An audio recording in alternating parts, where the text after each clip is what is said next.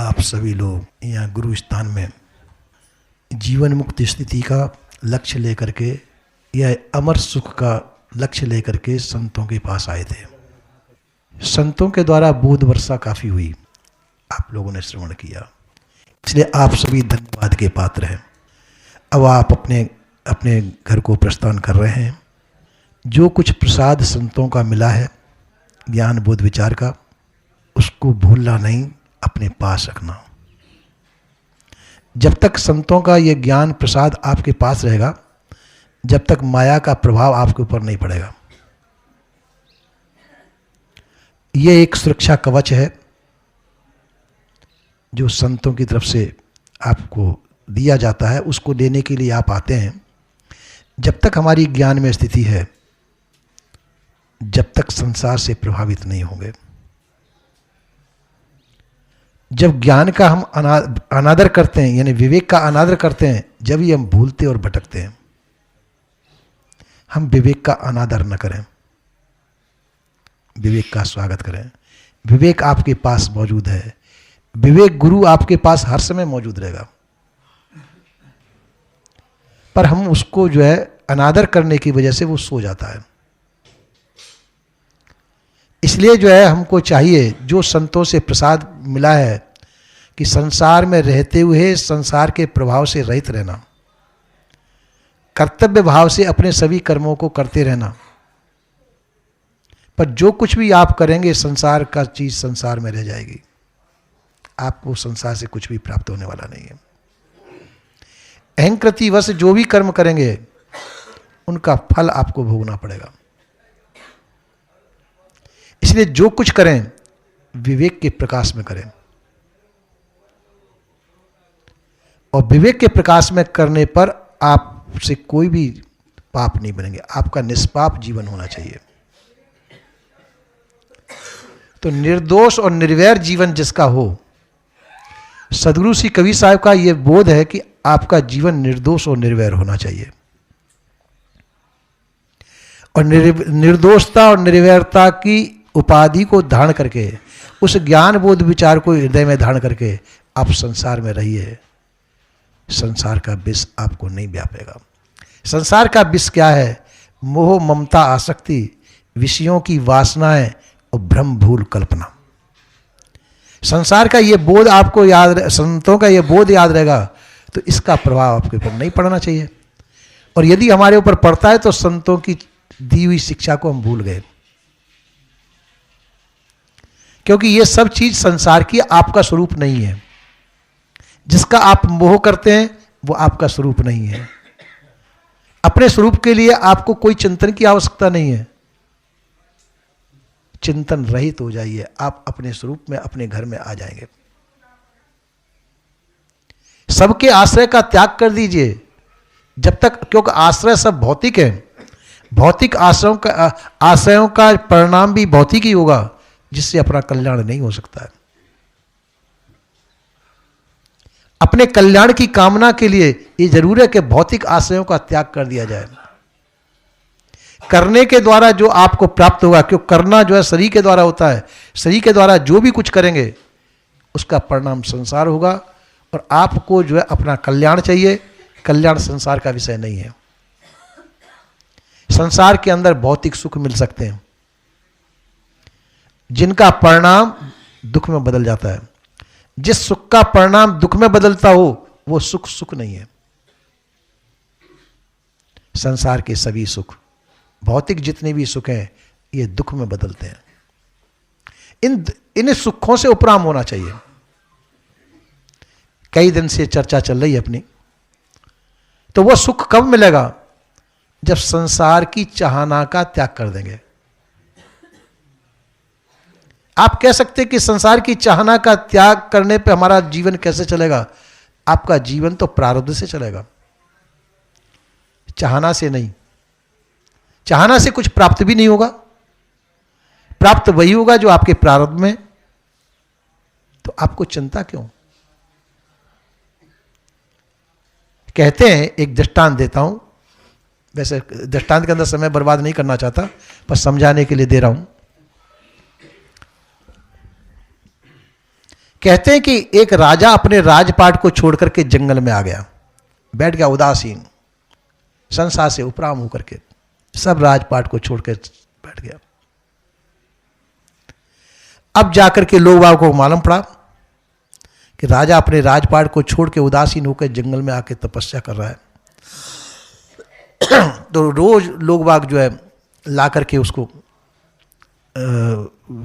भोजन लाते थे, अच्छे अच्छे पकवान लाते थे बना करके, और राजा जो राजसी भोग जो अपने राज्य में खाता था, वह राजसी भोग उनको यहाँ भी प्राप्त हुए, जंगल में भी प्राप्त हुए, कि उसका प्रारब्ध था ऐसा ही।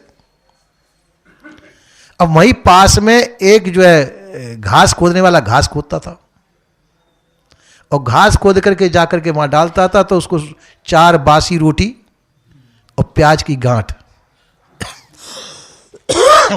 ये उसको मिलती थी।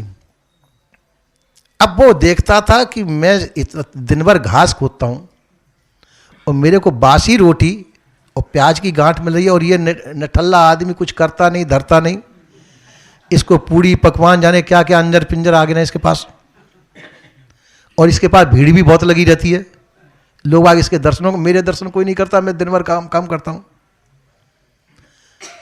तो क्या करना चाहिए? तो उसने कहा कि ऐसे निठल्लेपन भी बन जाए, जब निठल्लों को ही सब कुछ मिलता है तो हम भी निठल्ले बन जाए। निठल्ले का मतलब आलसी, प्रमादी। तो उसने कहा, उस दूसरे पेड़ के नीचे जाकर के उसने भी आसन जमा लिया अपना, साधु का सा भेष पहन लिया, वो भी बैठ गया। अब एक सेठ आता है, सब प्रकार का भोजन लेकर के उसके पास जाते हैं, उसको भोजन पर पाया। अब देखता लौट करके अरे भाई एक साधु और बैठा हुआ है। तो उसने लड़के से अपने से कहा, अरे बेटा एक साधु और है, इसके लिए भी भोजन लाओ।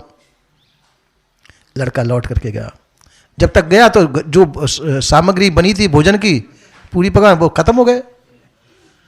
तो उसकी माँ ने कहा कि कहते अच्छा लो, शाम की रोटी रखी हुई थी, 4 रोटी रख दी और प्याज की गांठ रख दी कि जा ले जाओ। हाँ। अब जाके वहां पे जब पहुंच गए, अब वो जाकर के दिया उसको, उसने अपने कर्म पे हाथ मारा, अरे भाई ये तो मेरे को पहले ही मिलती थी, अब साधु होने से फायदा क्या हुआ? ये तो मुझे पहले ही मिल रहा था। सेठ ने पूछा कि पहले कैसे थे आप? कि भाई मैं दिन भर घास खोदता था, जब भी ये 4 रोटी बासी और प्याज की गांठ, और साधु होने पे भी वही। सेठ ने कहा यह आपके भाग्य की चीज है, बस यह है इतना फायदा है साधु होने से कि पहले तो दिन भर घास खोदने पे मिलता था ये, और अब जो है बिना किए मिल रहा है, पर इतना ही फायदा साधु होने में मिलेगा, आपका प्रारब्ध ही जैसा भी है। तो ऐसा जब विवेकी साधक समझ लेता है तो सब आशा को त्याग करके निराश हो जाता है। संसार से हमको कुछ मिलने वाला नहीं है, जो कुछ मिलेगा शरीर को मिलेगा, और शरीर का भोजन को आप अपना भोजन मान लेते हैं, इसलिए संसार में मोहित होते हैं। शरीर के भोग को अपना भोग मान लेना, यह भ्रमित होने का तरीका है। जो विवेकी साधक इस बात को समझता है कि संसार से मुझे कुछ भी नहीं मिलेगा। जैसे आपने गुबरीला कीड़ा देखा होगा, गुबरीला कीड़ा एक कीड़ा होता है, वो मल की गोलियां बना के इधर उधर ढुलकाता रहता है, उसमें उसको प्राप्त होने वाला कुछ नहीं है, न उसको खाता है न कुछ करता है, बस उसका शौक है कि इधर उधर ढुलकाना। इसी प्रकार से संसार में आसक्त होकर के हम इन विषयों की गोली को इधर उधर ढुलकाते रहते हैं, उसमें आनंद मनाते, पूरा जिंदगी निकल जाती है। मिलता क्या है? ईंट पत्थर जोड़ लिए, पैसा जोड़ लिया, बैंकों में जमा कर दिया, सोना चांदी जोड़ लिया, अब शरीर छूटते समय साथ में जाएगा क्या? नहीं जाएगा। तो इसलिए जो है, और मिलेगा वही जो प्रारब्ध के अनुसार है, प्रारब्ध को आप तो वैसे ही प्राप्त होगा। तो इस चिंता फिक्र को त्याग करके अपने को शांति ग्रहण करनी चाहिए, क्योंकि संसार में प्रवृत्ति जो लेते हैं अपन, वो प्रवृत्ति से अपन को शांति प्राप्त नहीं हो सकती है। और शांति बहुत बड़ा धन है जो मनुष्य को प्राप्त होती है यदि चाहे तो। तो शांति किस में आती है? शांति आती है त्याग से। बिना त्याग, राग से शांति नहीं आती है। मैं रोज कह रहा हूं इस बात को, रागात्मक प्रवृत्ति से शांति नहीं आती है। रागात्मक प्रवृत्ति का त्याग करने से शांति आती है। रागात्मक प्रवृत्ति का त्याग होने, राग खत्म होगा तो द्वेष भी खत्म हो जाएगा। जहां राग और द्वेष दोनों खत्म हुए तो वहां वैराग्य आ जाएगा। या कहिए वैराग्य के द्वारा राग द्वेष खत्म होकर के हमको शांति प्राप्त होगी। उस वैराग्य को अपने हृदय में धारण करें। जिसके अंदर वैराग्य है वो सहनसा है, अचाह हो जाता है। वैराग्यवान व्यक्ति अचाह होता है। अचाह पद है, सहनसाई पद है। आप सभी सहनसा बने। इस अचाह पद को धारण करके, इस वास्तव में वास्तविकता को समझ करके कि संसार से जो कुछ मिलेगा वो नाशवान होगा। आप अविनाशी हैं।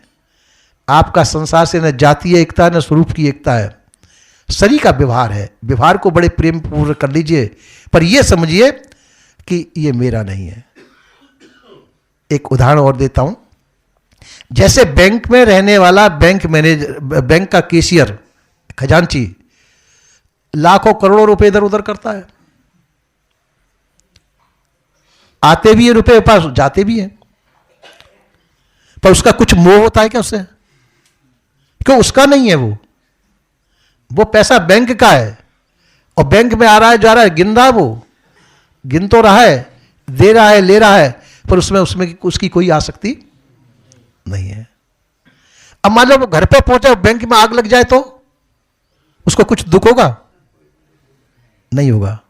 क्यों? उसकी नौकरी तो जैसी की तैसी है, उसको तो नौकरी करनी है। बैंक जल जाए या खाक हो जाए, सब पैसा जल जाए, तब भी उसकी नौकरी जैसी की तैसी है। उसका जो भी कुछ नफा नुकसान है वो बैंक का है, अपना क्या है? तो इस भावना को यदि सभी लोग सोच लें, समझ लें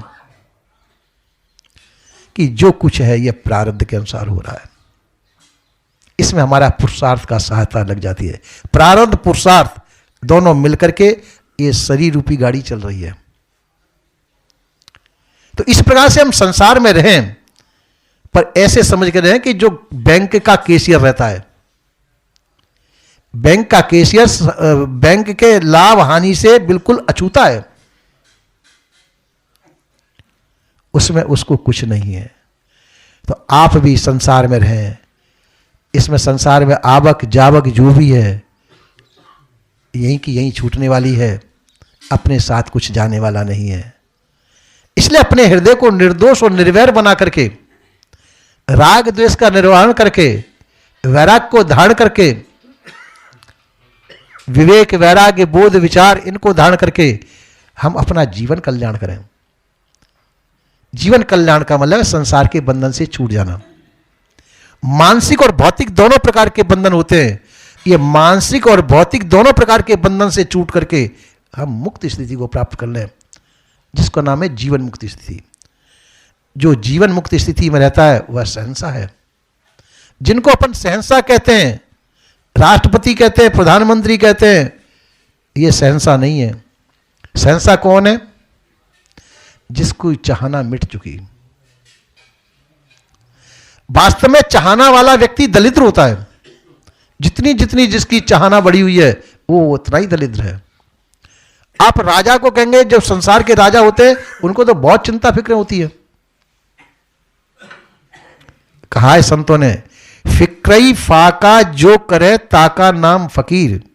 फकीर कौन है? जो फिक्र का फाका करे, अपनी फिक्र को खा जाए, खत्म कर दे, कोई चिंता नहीं, कोई फिक्र नहीं, निश्चिंत जीवन जिसका है। निश्चिंत जीवन कब हो सकता है?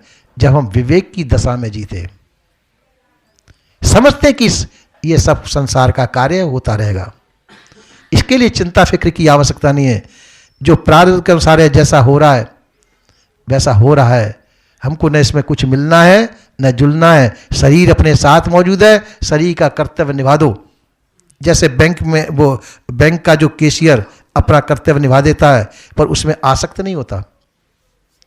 इसी प्रकार से संसार में रहकर के आप संसार की मोह ममता आसक्ति में आसक्त न हो, न संसार में मोहित हो, न संसार में भ्रमित हो, ये बोध लेकर के आप जाइए और उसके अनुसार मनन करिए, चिंतन करिए और इस जीवन को जिए। जब तक आपको ये याद रहेगा, जब तक संसार का प्रभाव आप पे नहीं पड़ेगा। जब संसार का प्रभाव आपके ऊपर पड़ने लग जाए तो समझ लो कि हमारे को वो शिक्षा बिसर गई। फिर साल भर पीछे फिर संतों के पास आएंगे आप यहाँ, फिर संतों से शिक्षा, ज्ञान, बोध, विचार सुनेंगे, फिर प्रभाव खत्म होगा। जैसे सर्प काटता है, सर्प काटता है तो उसका इलाज कराने के लिए अपन उसके पास जाते हैं जो इलाज करता है सर्प का काटने का। पूरे शरीर में विष व्याप जाता है। अब वो दवा औषधि दे करके उस विष को झाड़ता है, विष को हटाता है। तो इसी प्रकार से माया मोह का जो विष है, जो अपने ऊपर चढ़ जाता है, अहमता ममता के वशीभूत होकर, अहमता ममता के वशीभूत होकर के जो विष अपने अंदर व्यापता है, चढ़ता है, उस विष को उतारने के लिए हम संतों के पास आते हैं। संत उस विष को झाड़ते हैं अपने ज्ञान, बोध, विचार के द्वारा। आप निर्विष होकर के यहां से जाते हैं। अब वो स्थिति कितने दिन तक रहती है ये आपके ऊपर निर्भर है। तो यहां से जो धन लेकर जा रहे हैं आप, वो धन को बरकरार अपने पास रखना। एक छोटा सा दृष्टांत तो दे देता हूं। एक महात्मा थे, तो महात्मा एक जगह आए भक्तों के यहां पे, 4-6 चेले बन गए उनके। तो जो उनसे उन्होंने चलने लगे महात्मा जी, तो महात्मा जी ने उन्होंने कहा कि एक एक मुट्ठी चने दे दिए उनको।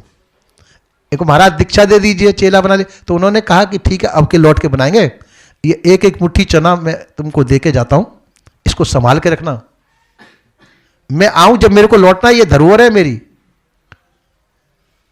भक्त लोग सोचने लगे कि क्या धरोहर देखे गए, ये चना तो हमारे घर की चीज है, हमारे द्वारा चने प्राप्त हुआ और हमको प्रसाद देके गए एक एक मुट्ठी।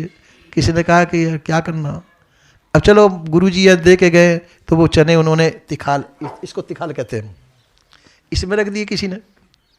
किसी ने वो चने गांठ बांध के कपड़े में अपने पेटी में रख दिए। तो इसी प्रकार से किसी लापरवाही बस वैसे ही कर दिए।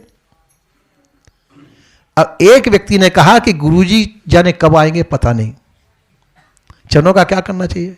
किसान आदमी था, उसने वो गुरुजी के चने अलग से खेत में बो दिए। खेत में बो दिए तो जाके पैदा हुए, तो जगह एक चने के कितने चने पैदा हो जाएंगे, एक चने का एक पेड़ पैदा होता है, तो उतने चने पैदा हुए। तो उसने कहा फिर दूसरी, गुरुजी फिर भी नहीं आए, तो वो जितने भी चने हुए उसने फिर बो दिए, वो सब के सब। गुरुजी आए 5 साल पीछे। अब 5 साल पीछे आए, अब कहा अरे गुरुजी आगे, सबने प्रसन्नता मनाई। तो कहा कि अरे भाई तुम हमारी बात को भूल गए क्या, हमारी जो धरोहर हम तुमको सौंप के गए, वो धरोहर हमारी कहाँ है। तो कहा कि महाराज हमने तिखाल में रख दिया था। तो कि लाओ, तिखाल में गए तो वहाँ चूहे का, अब जैसे खुले रख देंगे तो चूहे खा जाएंगे उस दानों को, नहीं बचा। आके गुरुजी चूहे खा गए। किसी ने कहा हमने बहुत बढ़िया गांठ लगा करके ट्रक में, उसमें घुन लग गए, घुन खा गए उसे। तो एक से कहा कि भाई वो हमारे चने कहाँ हैं। तो गुरुजी चने मैं कल ला दूंगा आपके। क्यों, अभी क्यों नहीं ला सकते हो। अभी वो आएंगे नहीं, मेरे पास गाड़ी नहीं है।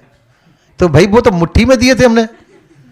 तो अब वो बोलो एक मुट्ठी चने 5 साल में वो उनको जैसे कहते थे, जो पैदा होता तो ऐसे ऐसे वो देता था वो। तो वो जितने पैदा होते थे और सब पैदा वो सबको वो देता था। तो 5 साल में एक मुट्ठी चने के कितने हो जाएंगे, आप लोग किसान आदमी हैं जानते होंगे। अब गाड़ा भर भर करके ला के गुरुजी के सामने ढेर लगा दिए। गुरुजी प्रसन्न हुए, कहा कि इतने चेलों में से खाली एक ही चेला है। इसी प्रकार से संतों की तरफ से आपको एक एक मुट्ठी चने मिले हैं। अब इन मुट्ठी चनों को कितना बढ़ाते हैं, इसकी पराकाष्ठा है कि आप मुक्त जीवन में आ जाएं, संसार में रह करके संसार के प्रभाव से रहित हो और आपका सुखी जीवन हो। इसी सद्भाव के साथ में विराम लेता हूं।